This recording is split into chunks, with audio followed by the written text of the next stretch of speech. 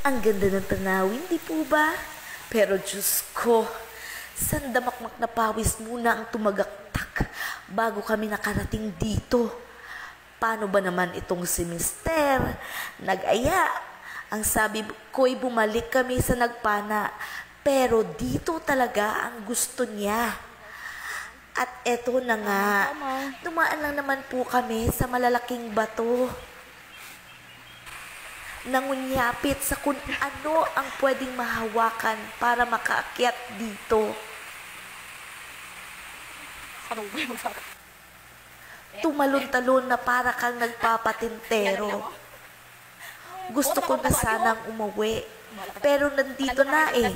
Ngayon pa ba ako susuko? Parang kagaya lang sa buhay natin. Kailangan magpursige tayo kasi wala ka namang mararating kung ika'y tumunganga lang sa tabi. Kaya galaw-galaw naman para ang buhay mo ay hindi agad mapundi. Ay, ano ba naman itong reels? Parang ginawa na akong makata. Kung ano-ano nang lumalabas sa bibig ko, makakain na nga. Gutom at uhaw lang yan, be. Bye-bye!